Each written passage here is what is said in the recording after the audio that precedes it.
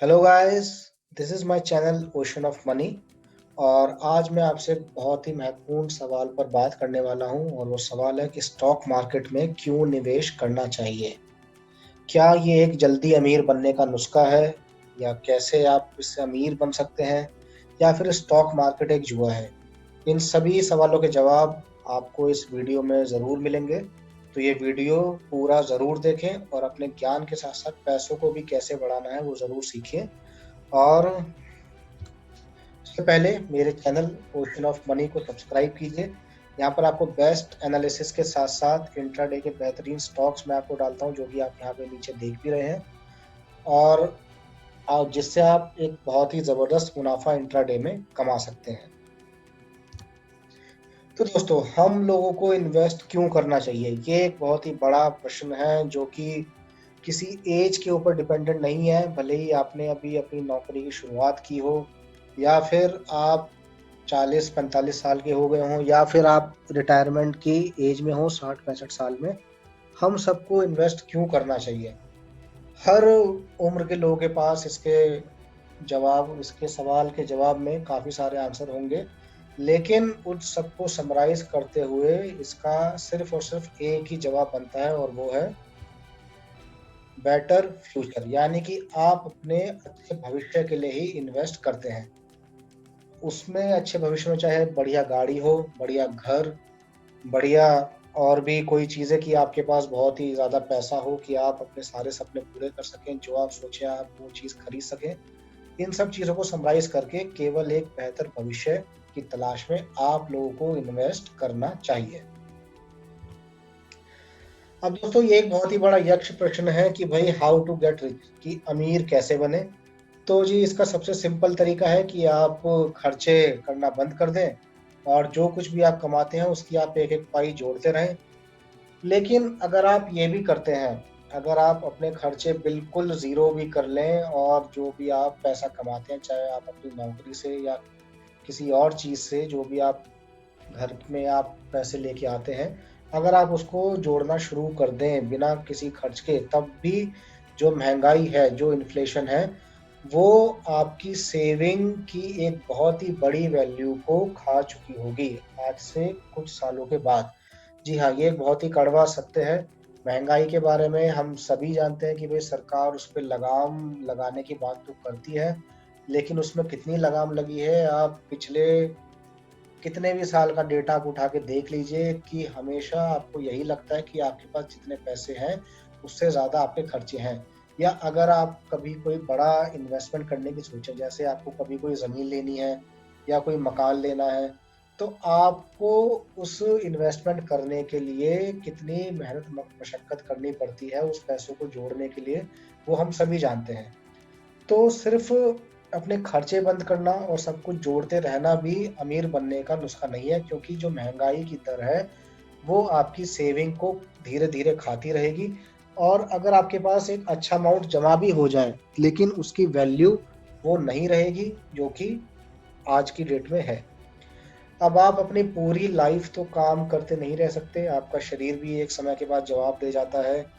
और आपके जो सपने होते हैं वो ज़रूरी नहीं कि आप पूरी लाइफ काम करने के बाद भी आप उनको पूरा कर सकें। जैसे कि हम कई बार ये देखते हैं कि सरकार ने रिटायरमेंट की एज तो 60 साल रखी हुई है, लेकिन रिटायरमेंट के बाद भी लोग काम करना बंद नहीं करते। वो और भी कोई एज अ कंसल्टेंट की नौकरी तलाश करते रहते हैं, या रिटायर होने के बाद भी उन लोगों की जो पूरी ज़िंदगी की सेविंग थी उससे उनके सपने पूरे नहीं हो पाते, और वो उसके बाद भी नौकरी की तलाश करते रहते हैं। और साहब, अगर बुढ़ापे में अगर आपके पास पैसा है भी, तो उसको खर्च करने का भी क्या फ़ायदा अगर आप उसको एंजॉय ना कर पाए। तो अमीर बनना है, लेकिन जल्दी बनना है, ये एक बहुत ही बड़ा सवाल है जिस पे हम आगे बात करेंगे। तो साहब, उससे पहले मैं आपको ये बताता हूँ कि भाई ये है एसबीआई, जो कि भारत का सबसे बड़ा पब्लिक सेक्टर बैंक है। इसके आप ब्याज की दरें देख लीजिए, जो कि सेविंग बैंक अकाउंट पे 19 अप्रैल 2020 से लागू हुई हैं, और ये केवल 2.75% पर एनम है। यानी अगर आप सेविंग बैंक अकाउंट में 1 लाख रुपए डालेंगे तो 1 साल के बाद आपको 2750 रुपए ब्याज के तौर पर मिलेगा। और महंगाई की दर हम सभी जानते हैं कि भाई वो 2.75% से तो ज्यादा ही होती है। अब आ जाते हैं जी हम फिक्स डिपॉजिट के रेट पे। फिक्स डिपॉजिट के रेट आप देख पा रहे हैं कि 1 साल के फिक्स डिपॉजिट के रेट है 5.7%, यानी कि 1 लाख अगर आप जमा करेंगे SBI में फिक्स डिपॉजिट पे तो आपको 5700 रुपए 1 साल के बाद वो ब्याज के तौर पे देगा। और जो एक बहुत ही महत्वपूर्ण चीज जो कि आप यहाँ पे राइट कॉर्नर में आप देख रहे हैं कि SBI का होम लोन का ऐड है, जो कि है 7.35% पर एनम, यानी कि अगर आप सेविंग बैंक में आपने इन्वेस्ट किया है तो केवल आपको 2.75% मिलेगा। अगर आपने फिक्स डिपॉजिट कर दिया तो 5.7% आपको ब्याज मिलेगा। लेकिन अगर आप SBI या और किसी बैंक की भी बात करें, अगर आप उससे कोई भी लोन लेंगे, यहाँ पर हालांकि इन्होंने होम लोन का अपना ये ऐड दिया हुआ है इसलिए मैं आपको बता रहा हूँ, 7.35% पर एनम ये आपको ब्याज बैंक को देना पड़ेगा। यानी कि अगर आप 1 लाख जमा किए SBI में फिक्स डिपॉजिट के तौर पे तो 5700 रुपए 1 साल के बाद SBI आपको देगा। लेकिन अगर आप लाख रुपए का लोन ले लेते हैं SBI से तो भाई पहले साल में 7,350 रुपए का ब्याज आपको देना पड़ेगा। तो जो डिफरेंस है, बैंक की वही कमाई होती है। और इसी में आपके लिए एक सीख भी है कि भाई आप अपना पैसा दूसरे को इस्तेमाल करने के लिए देने की बजाय आप खुद ही उस पैसे को इस्तेमाल करना सीखिए, तो आप ये 5.7% से कहीं ज्यादा रिटर्न उस पर आप पा पाएंगे। तो भाई जो सवाल मैं आपसे पूछ रहा था कि how to be rich quickly, जल्दी अमीर कैसे बने, तो इसका जो उसका है वो है कि you have to work for money, आपको मेहनत करके पैसे के लिए काम करना पड़ेगा, जो कि अभी लोग करते भी हैं। लेकिन ज्यादातर लोग या मैक्सिमम लोग की अगर मैं बात करूं तो वो केवल सिंगल सोर्स या सिंगल इनकम सोर्स के ऊपर ही डिपेंड रहते हैं, जिसकी वजह से अब सिंगल इंजन की रेलगाड़ी आपको पता ही है कि वो कितनी स्पीड में भाग पाती है। लेकिन अगर डबल इंजन लग जाए, ट्रिपल इंजन लग जाए या 4 इंजन लग जाए एक रेलगाड़ी में, तो वही वो कितनी ज्यादा स्पीड में जा सकती है आपको भी पता है। तो आपको पैसे के लिए काम तो करना है, लेकिन you have to try to build more than one income source. अगर मान लीजिए आप अपनी नौकरी से महीने के 25,000 रुपए कमाते हैं और उसके लिए आप डेली 10 से 12 घंटे देते हैं।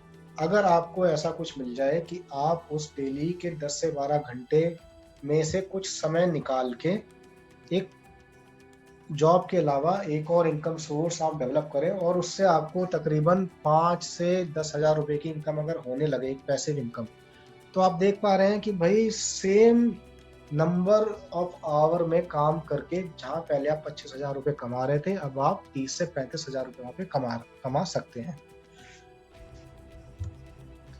तो जो पहला नुस्खा मैंने आपको बताया कि आपको पैसे के लिए काम तो करना ही पड़ेगा, जो कि हम सभी करते हैं, और आपको एक से ज्यादा इनकम सोर्स डेवलप करने पड़ेंगे।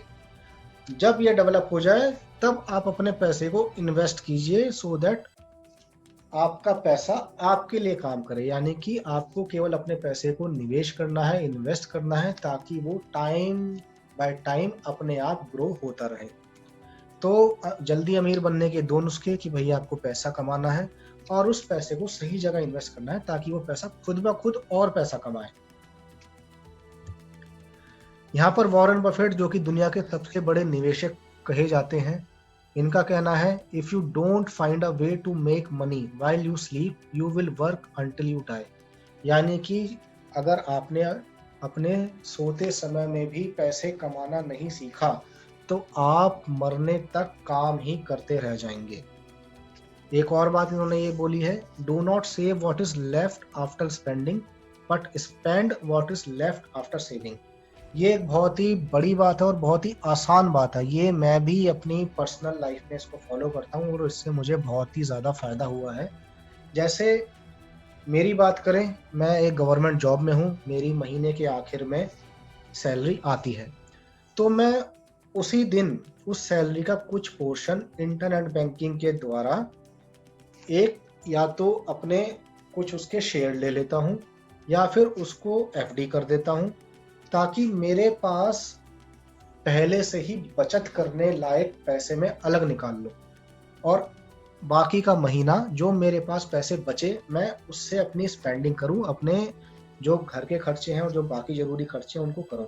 इससे क्या होगा कि आपको एक आदत बनी रहेगी हर महीने अपनी सैलरी में से कुछ पैसा अलग हटाने की, और उस पैसे को अगर आप धीरे धीरे आप ग्रो करते रहें, चाहे इन्वेस्ट करें या इवन आप बैंक की एफडी में भी रखें। अगर आपको लगता है कि जी मुझे इन्वेस्ट करने में तो रिस्क लगता है कि मैं बैंक की एफडी में ही पड़े रहने दो, चलो महंगाई है तो है, जो है सो है, लेकिन कम से कम मुझे एक पैसा तो दिखता रहेगा कि बैंक के पास वो सुरक्षित है। वो भी आप तरीका अपना सकते हैं, लेकिन जो महंगाई की बात मैंने पहले और अब दोबारा बोली कि भाई बैंक में पैसे रखने से आप उतना ही पैसा रखिए जितनी आपको एक इमरजेंसी में जरूरत पड़ जाए, लेकिन अगर उससे ज़्यादा आप रखेंगे तो महंगाई के कारण उस पैसे की वैल्यू दिन ब दिन गिरती चली जाएगी। तो यहीं पर वॉरेन बफेट की बात मैं दोबारा दोहराना चाहूँगा कि आपको अपनी जैसी कोई इनकम आए, चाहे जॉब से आए या आप कोई बिजनेस करते हो उससे आए, तो उससे आप पहले एक निश्चित अमाउंट अपने लिए बचत के लिए रख लें और बाकी जो बचे उससे आप अपने खर्चे करें, ना कि आप पहले खर्च कर दें और उसके बाद आप बचत करें। एक और बड़े इन्वेस्टर हैं चार्ली मुंगेर। ये कहते हैं a lot of success in life and business comes from knowing what you want to avoid, early death, a bad marriage etcetera. यानी लाइफ में आपकी सक्सेस और बिजनेस में सक्सेस इस बात पर निर्भर करती है कि आप क्या चीजें ना करें। यानी कि आप किसी बैड मैरिज में ना फंसे जिससे आपको बेकार की टेंशन हो, आप अपनी हेल्थ भी सही रखें ताकि आपको किसी भी तरह का अपनी हेल्थ को लेकर कोई डर ना हो। अगर आप ये कर लेते हैं, अगर आपको ये पता रहता है कि भाई मुझे ये चीज़ें अवॉइड करनी है, मुझे ये चीज़ें नहीं करनी है, तो आपका फोकस और आपका डायरेक्शन सही दिशा में होगा और उससे आप ज़्यादा से ज़्यादा पैसे कमाने की तरफ ध्यान देंगे और उनको अच्छी जगह पर निवेश करके उनको कैसे ग्रो करना है इसकी तरफ आप अच्छे से ध्यान दे पाएंगे। अब आते हैं हम इन्वेस्टिंग की तरफ कि भाई इन्वेस्टिंग क्या नहीं है। सबसे पहले तो हमें निवेश या यूं कहें स्टॉक मार्केट में निवेश, हम जब भी बात करते हैं तो हम ये करते हैं कि स्टॉक मार्केट में वो इंसान अमीर बन गया, वो रातों रात अमीर बनने का नुस्खा, हम स्टॉक मार्केट को ऐसे देखते हैं। इसको एक जुए की तरह देखा जाता है, लेकिन स्टॉक मार्केट को कभी भी गैम्बलिंग या जुए की तरह नहीं देखना चाहिए। अगर आप ये सोच के स्टॉक मार्केट में निवेश करते हैं तो इससे आप उन 95% लोगों की कतार में आ जाते हैं जो कि आज नहीं तो कल अपना पैसा वहां पर लूज करने वाले हैं। अब निवेश करने का क्या मंत्र है, क्या उसकी सक्सेस का मंत्र है? तो स्टॉक मार्केट की बात करें तो उसमें आपको ऐसी कंपनी, ऐसा बिजनेस, ऐसा शेयर या ऐसी कमोडिटी, आपको उसके बारे में एक फ्यूचर प्रेडिक्शन होना चाहिए कि भाई वो फ्यूचर में ग्रो कर सकता है और उसको आज की डेट में आपको कम से कम भाव पर खरीदना चाहिए। यही इसका मूल मंत्र है कि भाई सस्ता खरीदो, महंगा बेचो। और एक इन्वेस्टर उसको केवल उस कंपनी के ग्रोथ और फ्यूचर अर्निंग के बारे में ही उसको पूरी जानकारी होनी चाहिए और उसको उसी चीज़ की परवाह करनी चाहिए।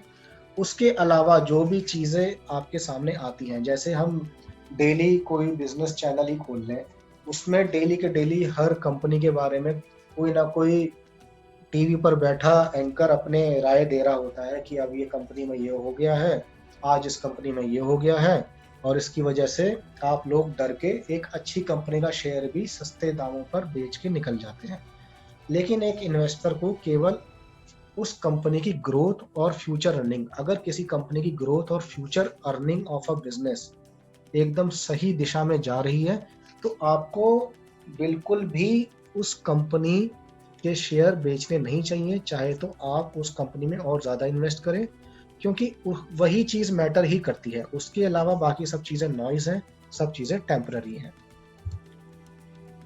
और ये तो बात थी इन्वेस्टिंग की। अगर हम बात करें ट्रेडिंग की, ट्रेडिंग में आप जानते ही होंगे कि आपको शॉर्ट सेल की फैसिलिटी भी मिलती है। शॉर्ट सेल यानी कि आप महंगा बेचिए पहले और बाद में उसको सस्ता खरीदिए।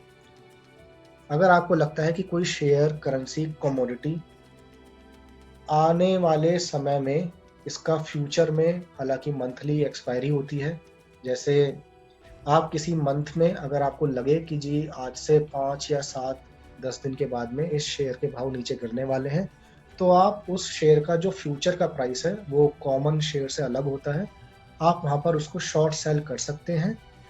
और उसके गिरने का अगर आपको पूरी उम्मीद है, जो यानी कि आपने उसको महंगा पहले बेच दिया और बाद में हफ्ते 10 दिन के बाद जब वो स्टॉक गिर गया काफ़ी नीचे, तो आपने उसको सस्ते पे खरीद लिया। तो ये भी एक तरीका है कि आप स्टॉक मार्केट पे महंगा बेचने के बाद आप सस्ता खरीद के भी अपना प्रॉफिट कमा सकते हैं। तो दोस्तों, हर कोई एक्सपर्ट पहले एक नौसिखिया ही था, तो आपको किसी परफेक्ट टाइमिंग, किसी शुभ मुहूर्त की जरूरत नहीं है। आपको तुरंत ही एक निवेशक के रूप में या एक ट्रेडर के रूप में स्टॉक मार्केट में इन्वेस्ट कर देना चाहिए। और जैसे कि अभी हालात भी चल रहे हैं, मैंने आपको पीछे ही दिखाया कि SBI जो कि भारत का सबसे बड़ा पब्लिक सेक्टर बैंक है, उसकी अगर ब्याज की दर, अगर आप उसमें भी 1 लाख रुपए इन्वेस्ट करेंगे 1 साल के लिए, तो 1 साल के बाद आपको 5700 रुपये वो ब्याज के तौर पर देगा। लेकिन अगर आप महंगाई दर की बात करें, तो उस महंगाई दर के मुकाबले वो रेट ऑफ रिटर्न कुछ भी नहीं है। लेकिन स्टॉक मार्केट में अगर आपने अच्छी नॉलेज गैदर की ट्रेडिंग के लिए या अच्छी नॉलेज गैदर की एक इन्वेस्टर बनने के लिए, तो कोई 10 से 25% रिटर्न लेना 1 साल में कोई बड़ी बात नहीं है स्टॉक मार्केट से। वो मैं आपको आगे भी दिखाऊंगा। यहाँ पर वॉरेन बफेट की और बातें देखते हैं। वॉरेन बफेट कहते हैं, I made my first investment at age 11। I was wasting my life up until then. Warren Buffett कहते हैं कि मैंने 11 साल की उम्र में इन्वेस्ट करना शुरू किया और मुझे ऐसा लगता है कि वो 11 साल मेरी उम्र के पहले वेस्ट ही थे। यानी कि वो इन्वेस्टमेंट को इतना बड़ा हथियार मानते हैं। आज वो दुनिया के चुनिंदा सबसे अमीरों, मेरे ख्याल से टॉप के 5 अमीर लोगों में वॉरेन बफेट का नाम आता है और इन्होंने अपनी पूरी जिंदगी एज अ इन्वेस्टर ही काम किया है।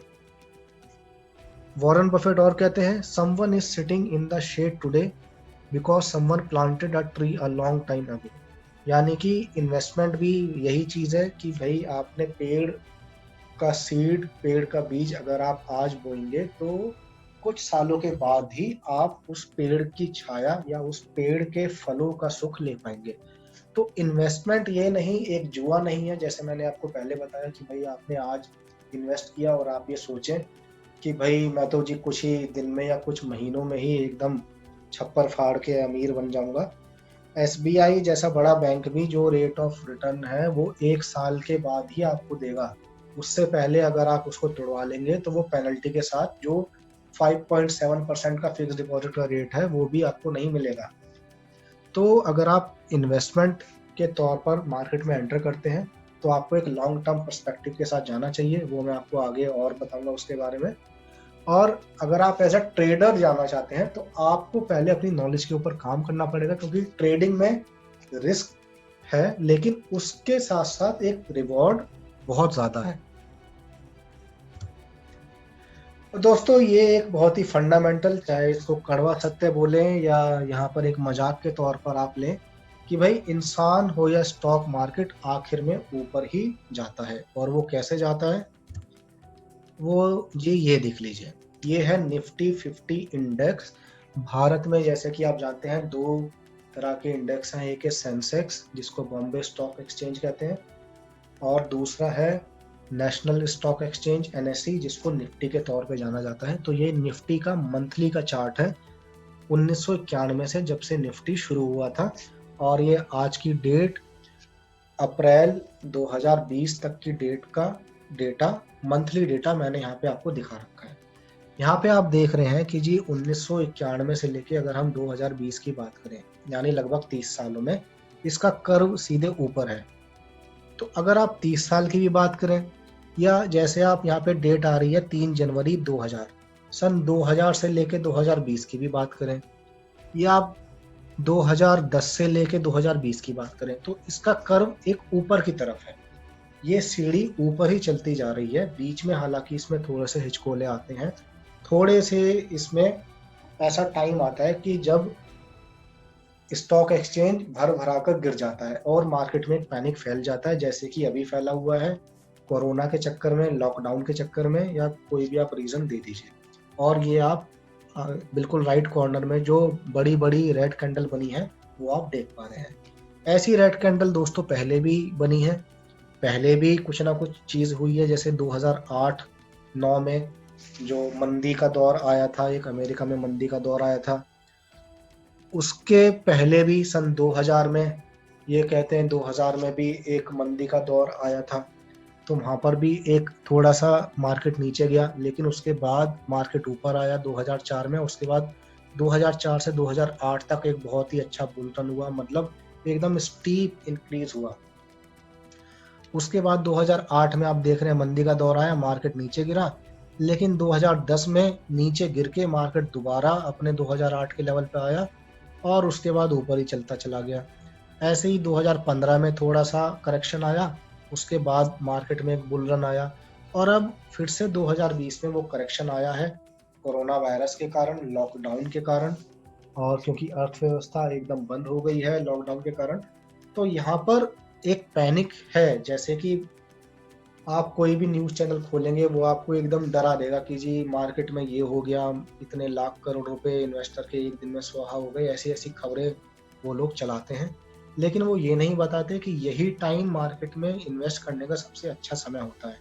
जैसे कि 2008 की बात करें, जब अमेरिका में मंदी आई थी, भारत में भी कहा जाता है कि भारत में इतना, हालांकि इतना फर्क नहीं पड़ा था मंदी का, लेकिन तब भी आप देख रहे हैं कि स्टॉक मार्केट कितना नीचे गिरा था। जो मैंने 2008 से 2020 2010 के बीच का जो ये रेक्टेंगल फॉर्मेशन यहाँ पे है, आप देख रहे हैं एकदम वी फॉर्मेशन है इसकी, एकदम नीचे गया उसके बाद एकदम ऊपर गया। तो अगर किसी ने एकदम ये नीचे यहाँ पर इन्वेस्ट किया होता तो विद इन अ ईयर उसको कितना ज़्यादा वहाँ पे प्रॉफिट हो गया होता।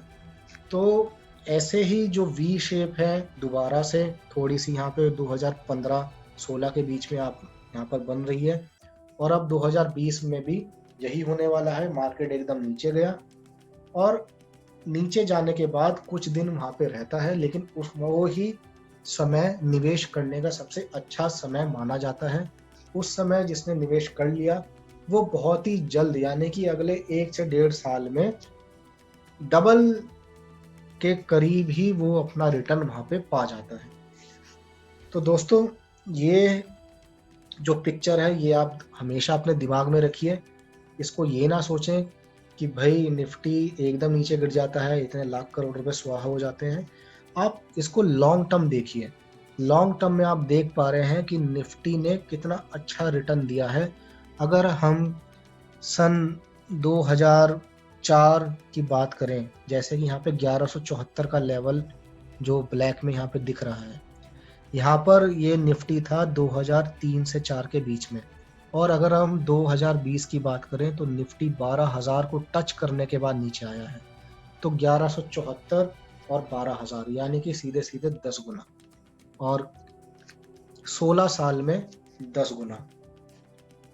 और वो भी इसलिए अगर आप बीच में इसको ना बेचें या बीच में इसको ना खरीदें। अगर आप ऐसा करें कि भाई आप जब मार्केट अपने बुल रन पे हो, जब मार्केट अपने टॉप पर हो, तब बेच के निकल जाए, और जब मार्केट में करेक्शन आए तब आप दोबारा से खरीदें, जब मार्केट फिर से अपने टॉप पे जाए दोबारा बेचें, यानी बार बार खरीदे बेचें। लेकिन वो थोड़ी उसमें आपको नॉलेज गैदर करनी होगी, क्योंकि ये मार्केट को प्रेडिक्ट करना आसान नहीं होता।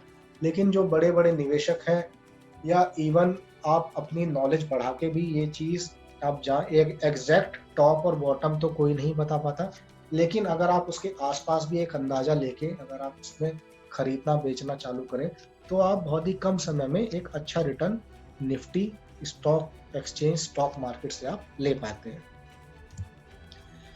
सो दोस्तों, मैं आशा करता हूँ आपको ये वीडियो अच्छी लगी होगी। हालांकि थोड़ी लंबी हो गई, लेकिन ऐसा ज़रूरी भी था, क्योंकि निवेश के लिए आपको एक लॉन्ग टर्म पर्सपेक्टिव अगर लेके चलना है तो वीडियो भी थोड़ी सी लंबी होनी चाहिए। ये कोई जुआ नहीं है कि भाई आपने दांव फेंका और आप तुरंत जीत गए। तो इसलिए आप मेरी ये कही हुई बातों को ध्यान रखिएगा, और ये बात याद रखिए दोस्तों we are surrounded by an ocean of money, हम पैसों के महासागर से घिरे हुए हैं। आप अपने इर्द गिर्द जहाँ देखिए वहीं पैसे की माया है, वहीं पैसा बिखरा हुआ है। चाहे आपको नोटों के बंडल ना दिखाई दे रहे हो, लेकिन आप आसपास अपनी जितनी गाड़ियां देख रहे हैं, जितनी बिल्डिंग देख रहे हैं, जितने अच्छे सूटेड वूटेड जितने लोग देख रहे हैं, वो सब पैसों की वजह से ही वही गाड़ियां खरीदी जाती हैं, वही प्रॉपर्टी खरीदी जाती हैं, वही सब कुछ खरीदा जाता है। तो हम सब पैसों के महासागर से घिरे हुए हैं, और आपकी नॉलेज ही ये डिसाइड करेगी कि आप अपने बैग में कितने पैसे भर सकते हैं। और मैं आशा करता हूँ इस फोटो की तरह भी आप लोग भी स्टॉक मार्केट में निवेश करके एक अच्छा ऐसा मोटा बैग अपना भर के लेके जाएं और अपने ज़िंदगी के सारे सपने पूरे करें। तो दोस्तों, अगर आपको ये मेरी वीडियो अच्छी लगी होगी तो उसको लाइक कीजिए, मेरे चैनल ओशन ऑफ मनी को ज़रूर सब्सक्राइब कीजिए ऐसी और वीडियो के लिए, ऐसी और ज्ञानवर्धक वीडियो के लिए, और इस वीडियो को शेयर कीजिए ताकि ये बातें ज़्यादा से ज़्यादा लोगों तक पहुंच सकें। क्योंकि हम सभी देखते हैं कि भाई स्टॉक मार्केट के बारे में लोग जानना तो चाहते हैं, लेकिन उनको आसान भाषा में समझाने वाला कोई नहीं है। उन लोगों को लगता है कि स्टॉक मार्केट में घुसना मतलब अपना नुकसान करना, लेकिन वो लोग ये नहीं जानते स्टॉक मार्केट भी एक तरीके से नॉलेज है। भाई आप एग्जाम देते हैं 10वीं 12वीं के, तो वहाँ पर भी तो आप एक साल कम से कम अपनी पढ़ाई में करते हैं, तभी आप एग्जाम देने लायक एक अच्छे नंबर आप उसमें पा पाते हैं। तो भाई ऐसे ही स्टॉक मार्केट है, अगर आप इसमें अपना टाइम डिवोट करेंगे, अपनी नॉलेज बढ़ाएंगे, तो आप बहुत ही बढ़िया, वहाँ नंबर होते थे और यहाँ रिटर्न होता है, उतने ही अच्छे रिटर्न के साथ आप स्टॉक मार्केट में तरक्की करेंगे। तो दोस्तों, इस वीडियो को लाइक कीजिए, कमेंट कीजिए, सब्सक्राइब कीजिए मेरे चैनल ओशन ऑफ मनी को, और इस वीडियो को शेयर कीजिए ज़्यादा से ज़्यादा। और ऐसे ही और वीडियो मैं आपके लिए बनाता रहूँगा, और मैं अपने वीडियो पे डेली इंट्राडे स्टॉक टिप्स भी डालता हूँ, आप वो भी देखिए। और अगर आप ट्रेडिंग करते हैं एज अ बिगिनर या एज अ प्रोफेशनल, आप उसको फॉलो करते हुए, चाहे आप उसको एज अ लर्निंग की तरह यूज़ करें या आप उसको अगर ट्रेड करना चाहें, तो वो आपके ऊपर डिपेंड है। वो भी मैं यहाँ पे डेली डालता रहता हूँ, तो उस पर भी आप इसको डेली मेरे चैनल को विजिट कीजिए और इसको सब्सक्राइब कीजिए।